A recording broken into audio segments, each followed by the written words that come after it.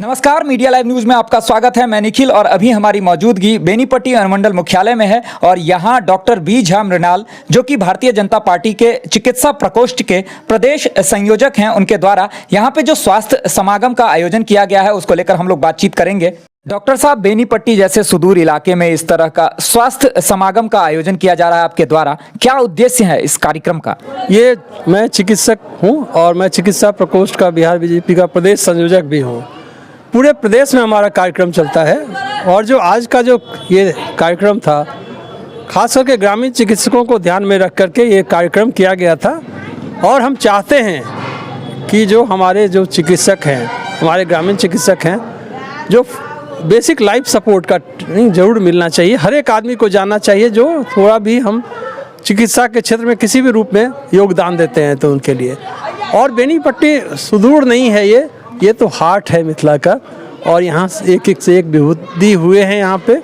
और बस एक ये एड ऑन हम लोग किए हैं इसमें, जो हमारा जो चिकित्सा के क्षेत्र में है, एक थोड़ा मेरे तरफ से भी कुछ पहल होना चाहिए। इसी के कड़ी में ये आज हम लोग स्वास्थ्य समागम सह प्रशिक्षण शिविर का आयोजन किए थे, जिसमें किसी भी आप विधा में यदि आप करते हैं, प्रैक्टिस करते हैं, चाहे एलोपैथ में करते हैं, हेम्योपैथ में करते हैं, डेंटिस्ट्री में करते हैं, या आप जो ग्रामीण चिकित्सक हैं हमारे, उनको भी ध्यान उन्हें खास करके रख करके हम लोग आज ये कार्यक्रम किए, जिसमें हम वेदांता हॉस्पिटल पटना और पालिका विनायक हॉस्पिटल के सौजन्य से ये कार्यक्रम सफल कार्यक्रम हुआ और इसमें बहुत उत्साहित होकर के लोगों ने भाग लिया।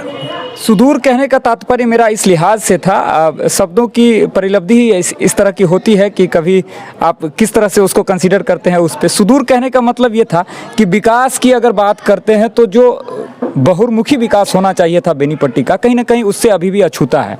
उस लिहाज से मैंने इसको सुदूर कहा था। अब यहाँ स्वास्थ्य समागम के अलावा यहाँ ये भी सुनने में आ रहा है कि आपके द्वारा लगातार विभिन्न पंचायतों में स्वास्थ्य शिविर का भी आयोजन किया जा रहा है। अभी बाहर में हमें कुछ लोग मिले हुए थे जो बता रहे थे कि नेत्र शिविर वगैरह का भी आयोजन प्रत्येक शनिवार को किया जाता है। देखिए, आपका दो प्रश्न है इसमें, एक ही प्रश्न के साथ में मैं पहला उत्तर दे दूं कि जो विकास होना चाहिए बेनीपट्टी का, आप देखेंगे सही बात है कि जो मिथिलांचल है उसका विकास अभी हो रहा है और तेज़ी से हो रहा है।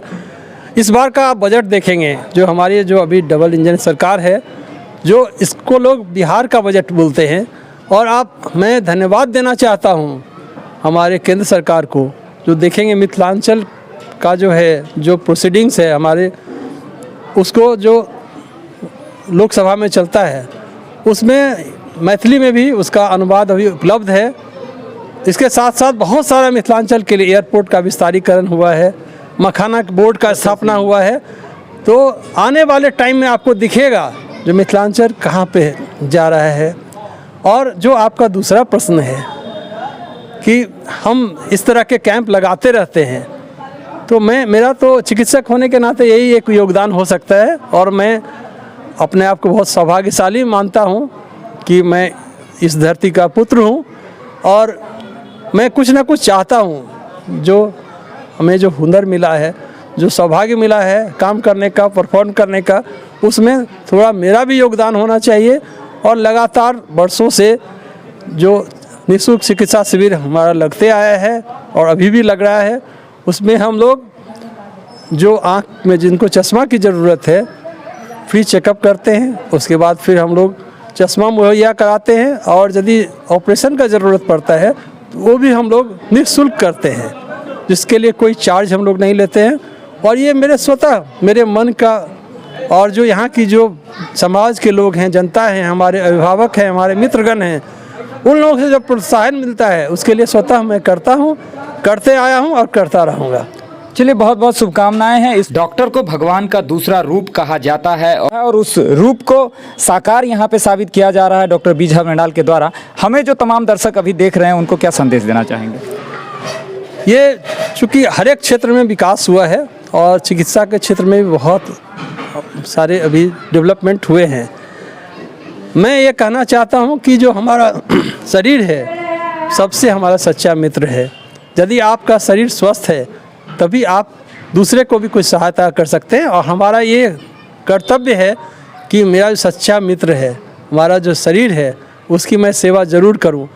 यदि आप किसी फ्लाइट में चढ़ते हैं और उसमें देखेंगे एयर होस्टेस एक जो बताते हैं लोग कि यदि हवा का दबाव कम होने से, ऑक्सीजन का प्रेशर कम होने से अपने आप जो मास्क नीचे आएगा उसको पहले अपने लगाएं तब दूसरे को सहायता करें। मेरा ये कहने का मतलब है कि यदि आप खुद स्वस्थ रहेंगे तभी दूसरे को स्वस्थ भी रह सकते हैं। और जैसे हम अपनी गाड़ी का या और भी चीज़ों का बराबर चेकअप करते हैं, वैसे हमारे शरीर का भी नियमित चेकअप होना चाहिए। और यदि लगता है हमें कि नहीं इसमें दिखाने की ज़रूरत है तो चिकित्सक से परामर्श तुरंत लेना चाहिए। और हमारे समाज को स्वस्थ रहने की ज़रूरत है, क्योंकि स्वस्थ शरीर में ही स्वस्थ आत्मा का निवास होता है। यदि हमारा शरीर, आप कितने भी चाहे भक्तिमय वातावरण में हो, लेकिन आपके पेट में, आपके शरीर में कहीं ना कहीं पेन हो रहा है, दर्द हो रहा है, तो शायद आप कंसंट्रेट नहीं कर पाएंगे। तो मैं आपके माध्यम से अपने जो हमारे समाज है, सुनने वाले लोगों को ये संदेश देना चाहता हूँ कि अपने स्वास्थ्य का बहुत बहुत ख्याल रखें। और यदि उन्हें लगता है तो नियमित रूप से चेकअप भी ज़रूर करवाएं। चलिए, बहुत बहुत धन्यवाद। मीडिया लाइव न्यूज़ की अगली कड़ी में मिलते हैं किसी और विषय के साथ, किसी और जगह से। तब तक के लिए मैं निखिल आप तमाम दर्शकों से विदा चाहता हूँ। धन्यवाद।